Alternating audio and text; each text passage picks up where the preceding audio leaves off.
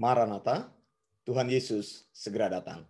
Saya Wanda Dumais dari BIC Sydney.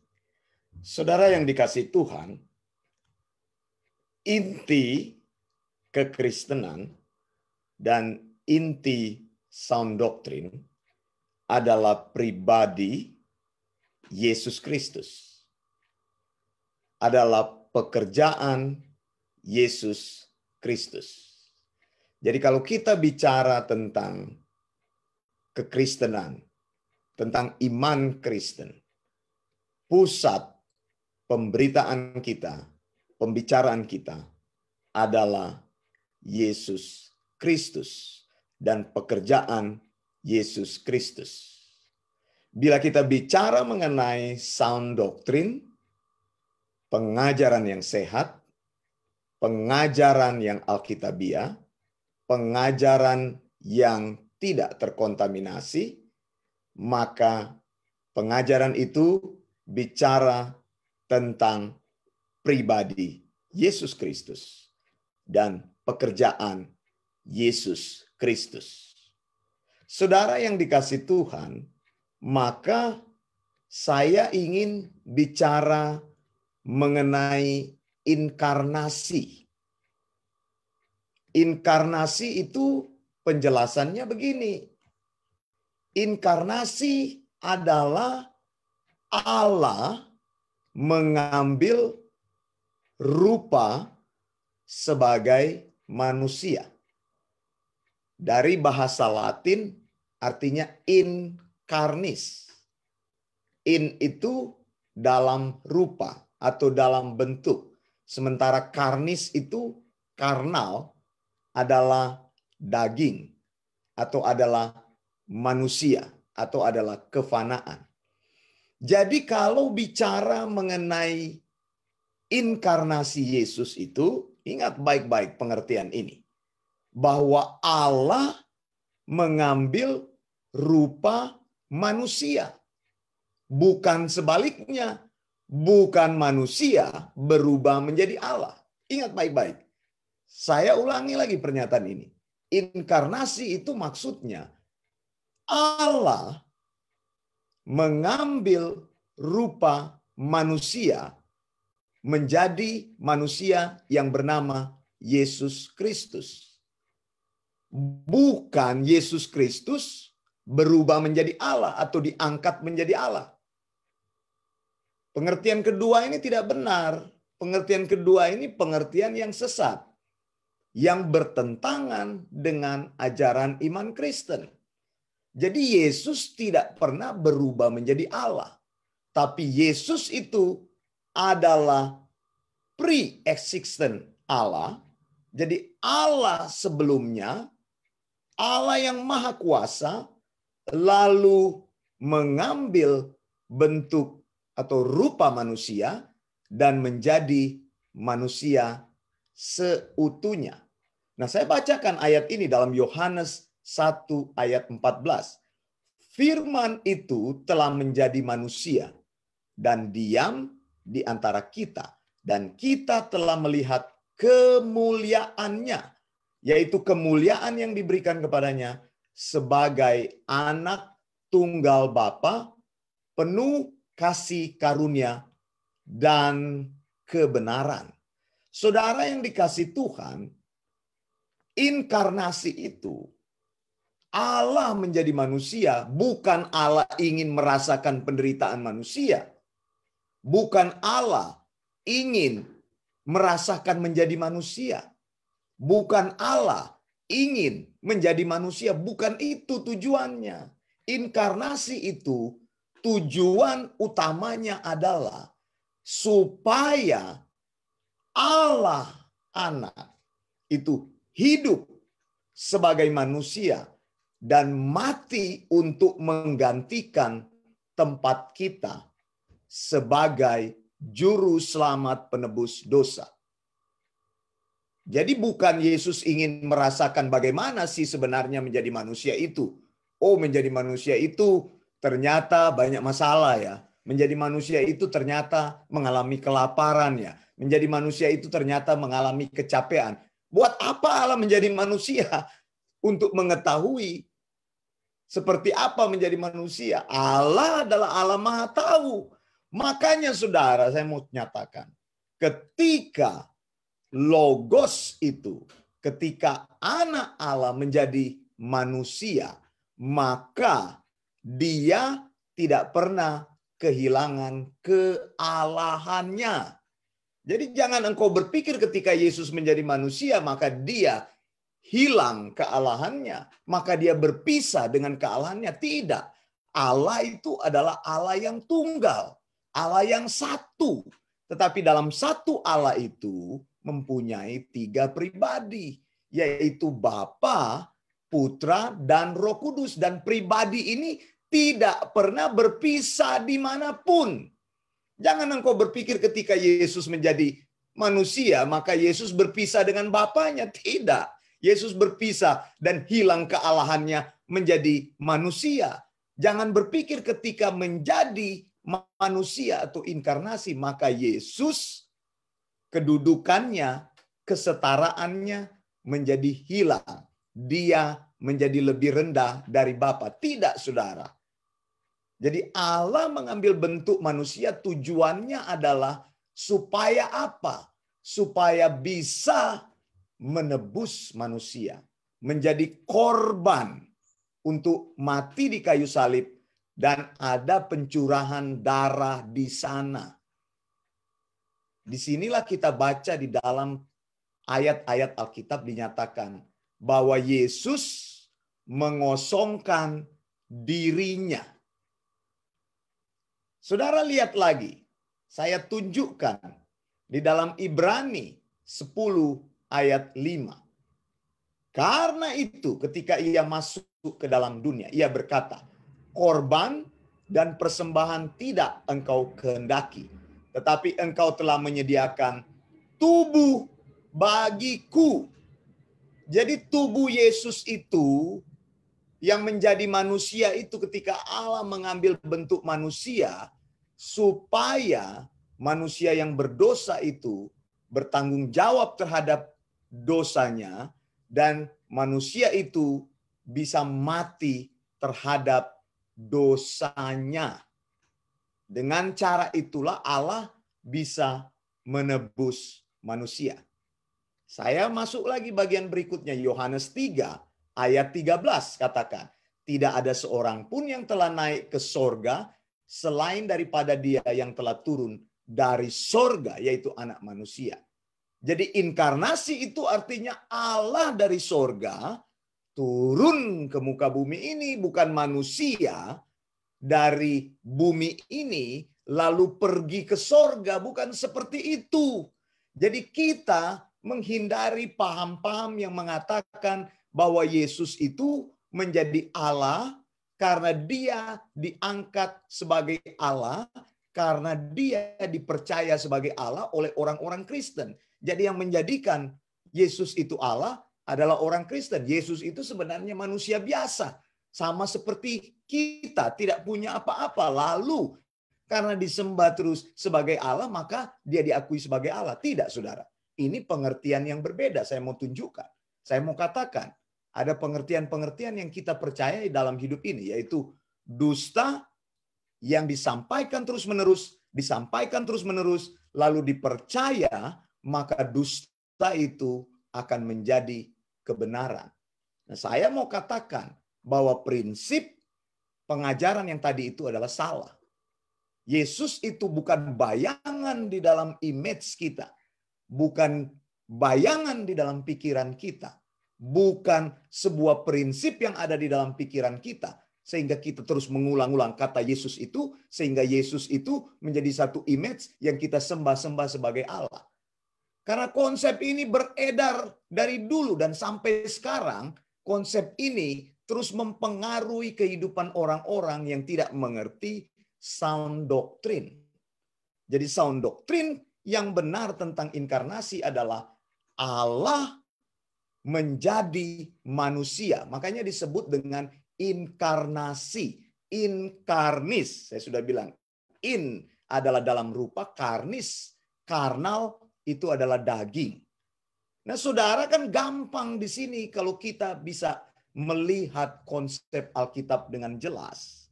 Yohanes 1 ayat 1 sampai 3. Misalnya ayat 1 dikatakan pada mulanya adalah firman. Saudara, jadi maksudnya apa? Bukan firman itu ada mulanya, tidak. Tetapi segala sesuatu itu dimulai dari Allah. Begitu, Allah tidak ada mulanya.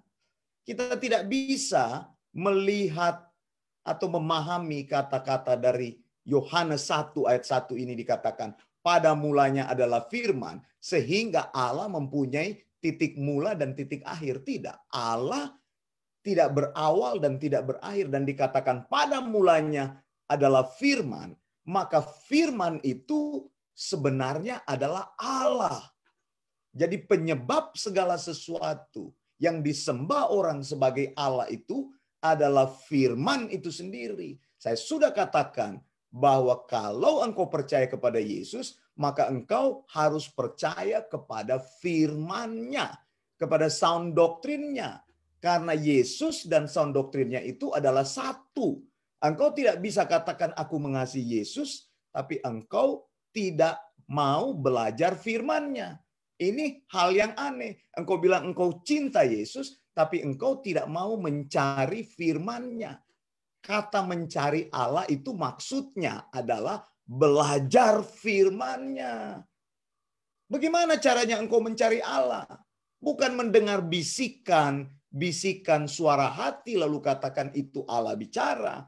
Bukan mencari penglihatan, bukan pergi ke gunung, bukan berpuasa dan sebagainya. Tidak. Allah sudah menyatakan diri di dalam firman-Nya. Makanya firman itu adalah Allah sendiri. Dan Yohanes dengan jelas sekali mengatakan kepada kita, pada mulanya adalah firman. Ini tidak menunjuk kepada permulaan Allah, tapi menunjukkan bahwa firman adalah penyebab segala sesuatu. Lalu dia katakan firman itu bersama-sama dengan Allah. Lihat, ada firman dan ada Allah.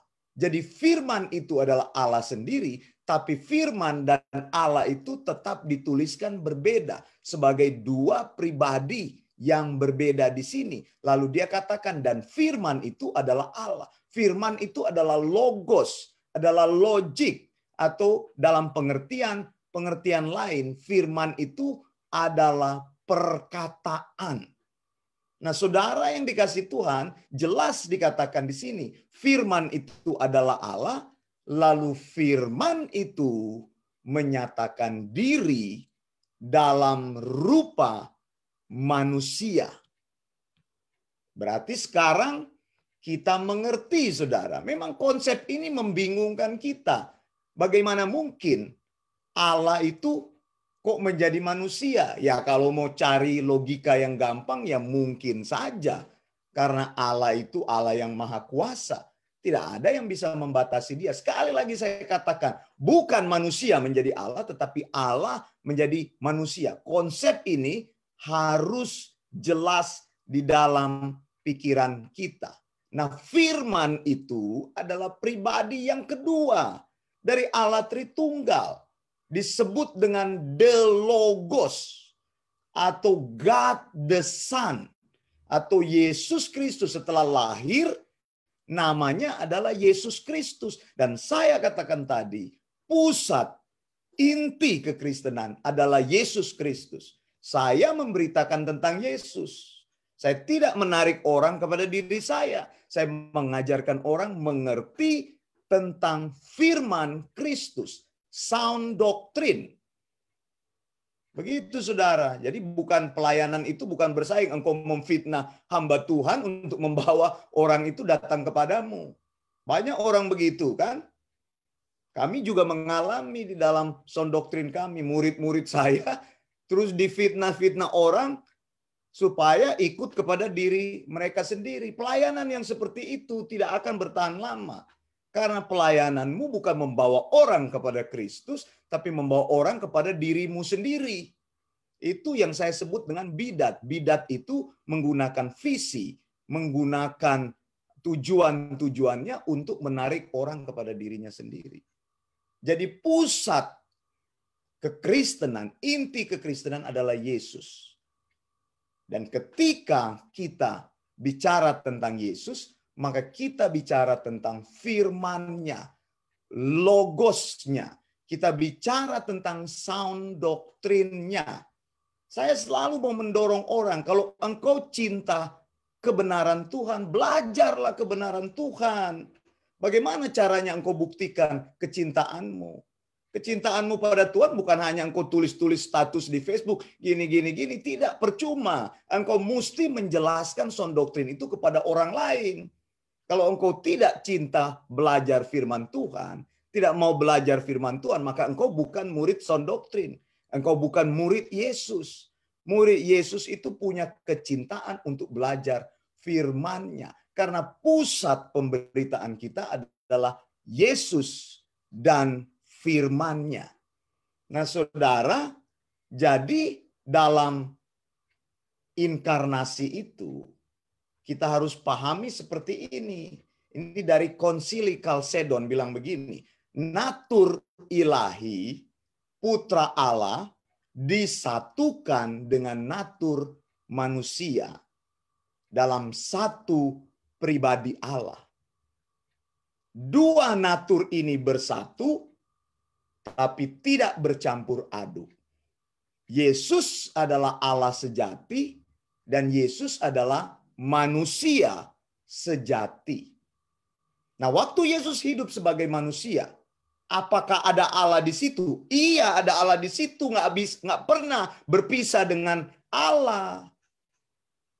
Karena ada hamba Tuhan yang mengajarkan waktu Yesus datang ke bumi ini, Yesus terpisah dengan Allah. Itu ajaran sesat. Jangan ngaku-ngaku Alkitabiah kalau mengajar sesat. Mengerti tentang pengertian Kristologi aja tidak mengerti. Begitu. Yesus dimanapun dia ada di dunia ini, dia tidak pernah terlepas dari kealahan. Dia tetap Allah sejati dan dia tetap manusia sejati. Karena tadi saya bilang, tujuan Allah melakukan inkarnasi adalah untuk engkau dan untuk saya. Jadi apa yang perlu kita mengerti? Inkarnasi itu adalah pribadi Yesus Kristus sebagai Allah. Yang kedua, pribadi Yesus Kristus itu sebagai manusia. Yang ketiga, persatuan pribadi Allah dan pribadi manusia atau hypostatic union. Tidak pernah terpisahkan, tapi juga tidak pernah tercampur aduk. Jadi Yesus itu adalah Allah sepenuhnya dan adalah manusia sepenuhnya. Nah, konsep-konsep ini kalau kita mengerti, kita akan jelas memahami misalnya Filipi 2 ayat 6-7 yang walaupun dalam rupa Allah tidak menganggap kesetaraan dengan Allah itu sebagai milik yang harus dipertahankan, melainkan telah mengosongkan dirinya sendiri dan mengambil rupa seorang hamba dan menjadi sama dengan manusia. Ayat yang baru saja saya baca ini dikenal dengan locus classicus atau bagian yang terbaik dari teologi inkarnasi. Yesus adalah Allah, lalu Yesus mengosongkan dirinya. Apa maksudnya mengosongkan dirinya? Atau melakukan kenosis. Yesus mengosongkan dirinya adalah dia tidak pernah berhenti menjadi Allah, tetapi dia mengambil bentuk sebagai manusia yang hina, yang tidak berdaya. Itu artinya mengosongkan diri. Bukan ketika dia mengosongkan diri, dia hilang kealahannya. Tidak. Tetapi dia memilih atas pilihannya sendiri menjadi manusia untuk engkau dan saya. Katakan amin. Amin. Jadi inkarnasi itu adalah karena Allah ingin menebus kita. Puji Tuhan, tidak ada pribadi lain dari kealahan yang menyuruh Yesus. Karena Allah tidak bisa berfirman kepada Allah. Allah itu setara. Jadi Yesus mengambil pilihan untuk menjadi manusia karena dia ingin menebus kita. Mengosongkan diri atau kenosis artinya mengosongkan kemuliaan sebagai Allah dari surga turun menjadi manusia yang hina. Jadi apalah Wanda Dumais? Yesus sendiri yang besar sudah mengosongkan dirinya. Saya akan memberitakan kebenarannya karena dia sudah melakukan hal yang tidak bisa saya pikirkan sebelumnya. Dia adalah Allah yang besar. Dia mau menjadi manusia untuk menebus saya. Ingat hal ini baik-baik. Yang kedua, kenosis atau mengosongkan diri. Yesus mengosongkan otoritasnya sebagai Allah, lalu tunduk kepada kehendak Bapa ketika berada di dunia ini. Itu artinya mengosongkan diri. Tapi dia tidak pernah berhenti menjadi Allah. Dia mengambil rupa daging, mempunyai natur manusia dan merendahkan dirinya. Yesus inilah yang kita kenal. Yesus inilah yang kita sembah. Yesus inilah yang kita muliakan. Betapa hebat dan luar biasanya dia. Dia mau mengambil tubuh manusia. Bukan untuk merasakan seperti apa menjadi manusia, tidak. Karena kasih untuk menyelamatkan manusia. Itulah inti sound doctrine. Beritakan sound doctrine. Kalau engkau belum tahu apa itu sound doctrine, saya menganjurkan engkau untuk belajar sound doctrine. Dan beritakan sound doctrine. Beritakan sound doctrine. Sampaikan. Karena sound doctrine itu adalah ajaran Yesus. Dan sound doctrine itu adalah diri Yesus sendiri. Yesus dan firman-Nya tidak pernah bisa dipisahkan. Saya Wanda Dumais dari BIC Sydney, Australia. Mengucapkan Maranatha, Tuhan Yesus segera datang. Tuhan Yesus pasti datang. Tuhan Yesus akan datang. Blessings.